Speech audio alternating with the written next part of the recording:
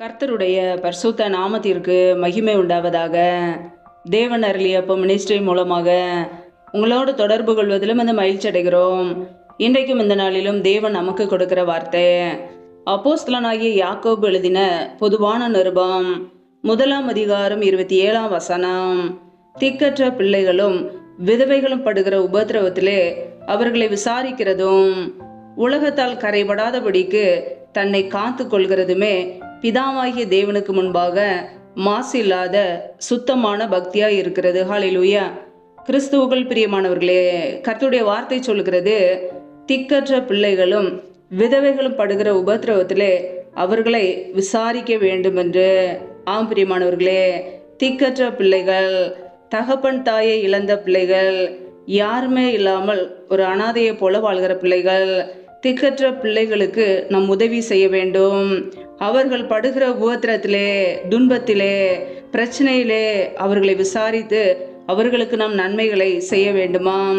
திக்கற்ற பிள்ளைகளும் விதவைகளும் படுகிற உபத்திரவத்திலே அவர்களை விசாரிக்கிறதும்.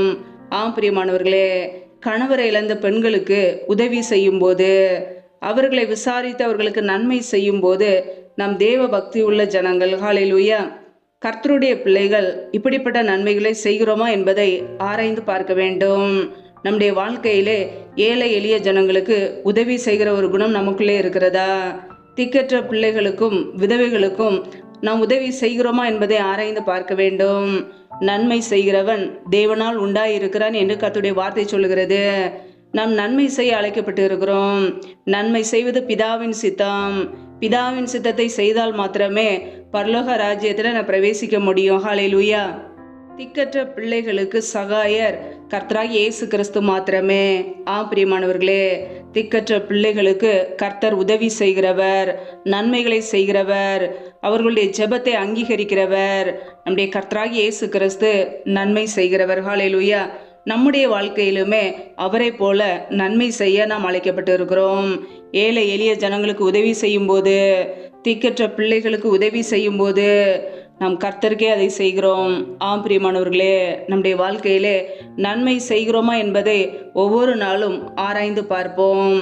உலகத்தால் கரைபடாதபடிக்கு தன்னை காத்து கொள்கிறதுமே பிதாவாகிய தேவனுக்கு முன்பாக மாசு இல்லாத சுத்தமான பக்தியா இருக்கிறது. பிரியமானவர்களே, உலகத்தால் கரைபடாதபடிக்கு தன்னை காத்து கொள்ள வேண்டும் என்று கர்த்தருடைய வார்த்தை மிகவும் தெளிவாக கூறுகிறது. நம்முடைய வாழ்க்கையில எப்பொழுது கர்த்தராகிய இயேசு கிறிஸ்துவை ஏற்றுக்கொண்டோமோ, நம்முடைய இருதயத்தில் ஏற்றுக்கொண்டோமோ, நம்முடைய குடும்பத்தில் ஏற்றுக்கொண்டோமோ, நாம் அவருடைய பிள்ளைகள். தேவனால் பிறந்த நாம் இந்த உலக பாவங்களுக்கு விலகி காத்து கொள்ள வேண்டும். வேதத்தில் வாசிக்கிறோம், 1 யோவான் 5 அதிகாரம் 18 வசனத்திலே, தேவனால் பிறந்த எவனும் பாவம் செய்யான் என்று அறிந்திருக்கிறோம். தேவனால் பிறந்தவன் தன்னை காக்கிறான், பொல்லாங்கன் அவனை தொடான் என்று கர்த்தருடைய வார்த்தை மிகவும் தெளிவாக கூறுகிறது. பிரியமானவர்களே, நாம் எப்பொழுது தேவனுடைய பிள்ளைகளாய் மாறினோமோ, தேவன் நம்மை ஏற்றுக்கொண்டாரோ, நாம் அவருடைய பிள்ளைகள். நாம் இந்த உலக பாவங்களுக்கு, உலக இச்சைகளுக்கு, அசுத்தமான காரியங்களுக்கு விலகி காத்துக்கொள்ள அழைக்கப்பட்டு இருக்கிறோம். நம்முடைய வாழ்க்கையிலே கர்த்தருடைய பிள்ளைகளாகி நாம் ஒவ்வொரு நாளும் நம்மை ஆராய்ந்து பார்க்க வேண்டும். உலக பாவங்களிலே, உலக இச்சைகளிலே அடிமையாய் வாழ்கிறோமா? தேவனுக்கு பிரியமில்லாத காரியங்கள் நமக்குள்ளே இருக்கிறதா என்பதை ஆராய்ந்து பார்க்க வேண்டும். இந்த உலகம் பாவம் நிறைந்தது, பொல்லாங்கு நிறைந்தது, தீமை நிறைந்தது. நம்முடைய வாழ்க்கையிலே ஒவ்வொரு நாளும் உலக காரியங்களிலிருந்து விலகி காத்துக்கொள்ள நாம் அழைக்கப்பட்டு இருக்கிறோம். உலக காரியங்களுக்குள்ளே சிக்கி கொள்ளாதபடிக்கு காத்து கொள்ளும் போது மாத்திரமே நம்முடைய குடும்பம் ஆசீர்வதிக்கப்படும். நாம் பிரித்தெடுக்கப்பட்ட ஜனங்கள், நம் தேவனுடைய பிள்ளைகள். பொல்லாங்க நம்மை தொட எந்த அதிகாரமும் கிடையாது. நாம் இந்த உலக காரியங்களிலிருந்து விலகி காத்து கொள்ளும் போது, தேவனால் பிறந்த பிள்ளைகளாய் வாழும்போது பொல்லாங்க நம்மை தொட முடியாது. எந்த சத்துருக்களின் கிரியைகளும் நம்மை மேற்கொள்ள முடியாது. பாவம் நம்மை மேற்கொள்ள முடியாது. பிரியமானவர்களே, நம்முடைய வாழ்க்கையிலே நம்மை நாமே ஆராய்ந்து பார்க்க வேண்டும். நம்முடைய இருதயத்திலே தீர்மானம் இருக்கிறதா? நாம் கர்த்தரை தேடுகிறோமா? அவருடைய வார்த்தைகளுக்கு கீழ்ப்படுகிறோமா? அவருடைய பரிசுத்த வழியிலே நடக்கிறோமா? உண்மை உள்ளவர்களாய் வாழ்கிறோமா என்பதை ஆராய்ந்து பார்க்க வேண்டும். உண்மையுள்ள மனுஷன் பரிபூரண ஆசீர்வாதங்களை பெறுவான் என்று வேதம் சொல்கிறது. நம்முடைய குடும்பங்களிலே பரிபூரண நன்மைகள் இருக்கிறதா? அல்லது குறைவுகளோடு, தரித்திரத்தோடு, வறுமையோடு வாழ்கிறோமா என்பதை ஆராய்ந்து பார்க்க வேண்டும். கர்த்தரின் ஆசீர்வாதமே ஐஸ்வர்யத்தை தரும், அதனோடே அவர் வேதனையை கூட்டார் என்று கர்த்தருடைய வார்த்தை மிகவும் தெளிவாக கூறுகிறது. கர்த்தர் நம்முடைய குடும்பத்தை ஆசீர்வதிக்க வேண்டும். எந்த வேதனைகளோ துன்பங்களோ நம்முடைய குடும்பங்களிலே இருக்கக்கூடாது. பிரியமானவர்களே, நாம் ஆசீர்வதிக்கப்பட்ட சந்ததியாய் இருக்க வேண்டும். ஹல்லேலூயா. நம்முடைய வாழ்க்கையிலே தேவனால் பிறந்த ஜனங்களாய், அவருடைய சொந்த பிள்ளைகளாய் வாழ வேண்டும். இந்த உலக பாவங்களுக்கு, உலக இச்சைகளுக்கு, துன்மார்க்க ஜீவியத்திற்கு விலகி காத்துக்கொள்வோம். உலகத்தால் கரைபடாதபடிக்கு வாழ்வோம். நம்முடைய ஆவி, ஆத்துமா, சரீரம் கர்த்தருடைய வருகைக்காக ஆயத்தமாய் இருக்க வேண்டும். கர்த்தராய் இயேசு கிறிஸ்து வரும்போது குற்றமற்றவர்களாய், பிழை இல்லாதவர்களாய் இருக்க வேண்டும். கர்த்தருடைய பிள்ளைகள் இந்த உலகத்துக்குள்ளே செல்லும் போது ஒவ்வொரு நாளும் வேத வசனத்தின்படி காத்துக்கொள்வோம். ஹல்லேலூயா. இந்த உலக பாவங்களை தள்ளிவிட்டு கர்த்தராய் இயேசு கிறிஸ்துவை நோக்கி ஓடுவோம். நம்முடைய வாழ்க்கையிலே நித்திய ஜீவனை நாம் பெற்றுக்கொள்வோம். ஹல்லேலூயா. திக்கற்ற பிள்ளைகளும் விதவைகளும் படுகிற உபத்திரவத்திலே அவர்களை விசாரிப்போம். அவர்களுக்கு வேண்டிய நன்மைகளையும் உதவிகளையும் செய்வோம். இந்த உலகத்தால் கரைபடாதபடிக்கு காத்துக்கொள்வோம். பிதாவாகிய தேவனுக்கு முன்பாக மாசு இல்லாத சுத்தமான பக்தியுள்ள ஜனங்களாய் வாழ்வோம். ஹல்லேலூயா. கர்த்ததாமே இந்த வார்த்தைகளின்படி உங்களை ஆசீர்வதிப்பாராக. ஆமேன். நம்மை நாமே தேவ சமூகத்திலே தாழ்த்திய அர்ப்பணித்து ஜெபிப்போம். ஜெபம்.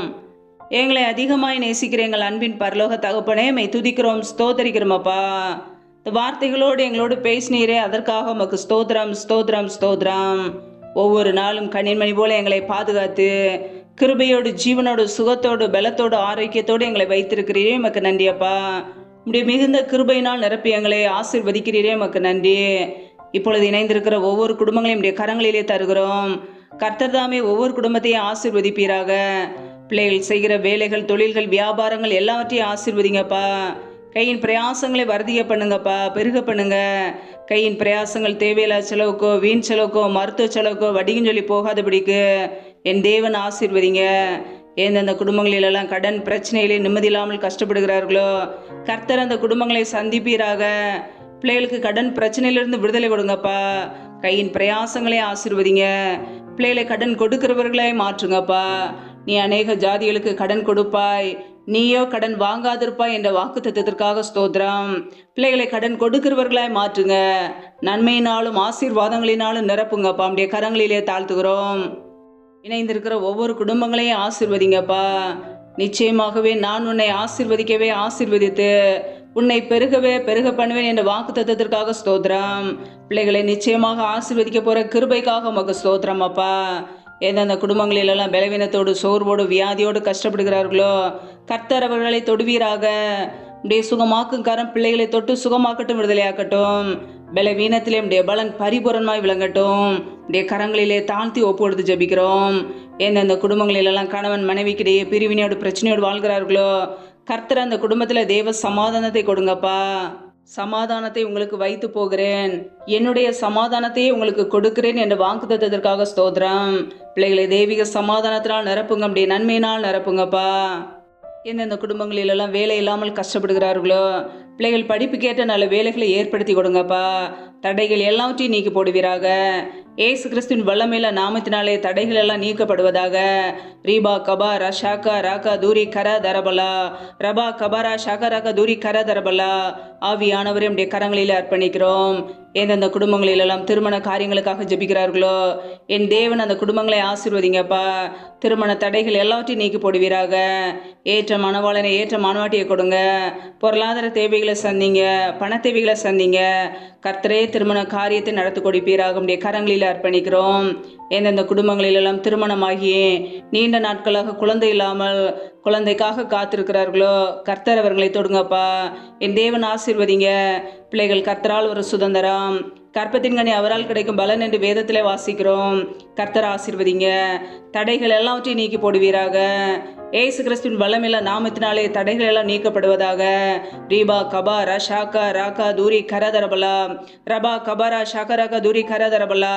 தடைகள் விலகுவதாக ஏசு கிறிஸ்துவின் நாமத்தினாலே. ரியா கபோர சந்த ரதன ஹதரபலா, ரீபா ரபா ரபா தூ ரபா கே ரே ஷேகே லா ரதரபலா தரபா. ஆவியானவரே நம்முடைய சமூகத்தில் முழுமையாக அர்ப்பணித்து ஜெபிக்கிறோம். கர்த்தர் அற்புதத்தை செய்ய போற கிருபைக்காக உமக்கு ஸ்தோத்திரம், ஸ்தோத்திரம், ஸ்தோத்திரம். எந்தெந்த குடும்பங்களிலெல்லாம் பயத்தோடு வாழ்கிறார்களோ, மனிதர்களை குறித்து பயந்து சத்துருவால் வரும் பயத்துக்கு பிள்ளைகளை விலக்கி காத்துக்கொள்ளுங்கப்பா.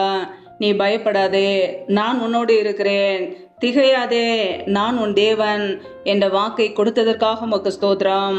பயத்தின் ஆவிகள் எல்லாம் இயேசு கிறிஸ்துவின் நாமத்தினால நீங்கி போகட்டும். கர்த்தர் ஆசீர்வதிங்க. ஒவ்வொரு குடும்பங்களையும் இப்படியே கரங்களிலே தாழ்த்தி ஒப்பு கொடுத்து ஜெபிக்கிறோமாப்பா. இந்த இரவு நேரத்தில் இன்பமான தூக்கத்தை கொடுங்க. நல்ல சொப்பன தரிசனங்களோடு எங்களோடு கூட பேசுங்கப்பா. அதிகாலையிலே தேவ சமூகத்திலே காத்திருக்க, உம்மை துதிக்க, அப்படி நாமத்தை உயர்த்த எங்களை அர்ப்பணிக்கிறோம். எங்களை ஆசீர்வதிப்பீராக, பலப்படுத்துவீராக. சத்துரு கொண்டு வருகிற போராட்டங்கள், பிரச்சனைகள், மரண பயங்கள், எல்லின் அதிகாரங்கள், ஆபத்துகள், நாச மோசங்கள், தீமைகள், விக்னங்கள் எல்லாவற்றிற்கும் விலக்கி ஒவ்வொரு குடும்பத்தையும் பாதுகாத்து கொள்ளுங்க. ஆசீர்வதிங்க. தேவன் அருளியப்ப மினிஸ்ட்ரி மூலமாக இணைந்து ஜெபிக்கிற ஒவ்வொரு பிள்ளைகளையும் அளவில்லாமல் ஆசீர்வதிப்பீராக. இப்படி நன்மையினால் நிரப்புங்கப்பா. பிள்ளைகள் நினைக்கிறதுக்கும் வேண்டிக்கொள்வதற்கும் மேலான நன்மைகளையும் ஆசீர்வாதங்களையும் கொடுக்க போற கிருபைக்காக உமக்கு ஸ்தோத்திரம். கர்த்தரே ஒவ்வொரு குடும்பத்தையும் பாதுகாத்து கொள்ளுங்க. பிள்ளைகளுடைய தேவைகளை சந்திங்க. என் தேவன் ஆசீர்வதிங்க. ஒவ்வொரு குடும்பத்திலும் அப்பத்தையும் தண்ணீரையும் ஆசீர்வதிங்கப்பா. கர்த்தர் வழி நடத்த போற கிருபைக்காக ஸ்தோத்திரம். மரண பரியந்தமே எங்களை நடத்த போற கிருபைக்காக உமக்கு ஸ்தோத்திரம், ஸ்தோத்திரம், ஸ்தோத்திரம். முற்றிலுமாக தாழ்த்தி வெறுமையாக்கி ஜெபிக்கிறோம். எல்லா துதி கன மகிமையெல்லாம் ஒருவருக்கே செலுத்துகிறோம். இயேசு கிறிஸ்து மூலம் ஜெபிக்கிறோம் ஜீவனுள்ள நல்ல பிதாவே, ஆமேன். கர்த்தர் தாமே உங்களையும் உங்கள் குடும்பங்களையும் ஆசீர்வதிப்பாராக. ஆமேன். Thanks for watching. Please subscribe our channel. Click the like and share. Click the bell. God bless you.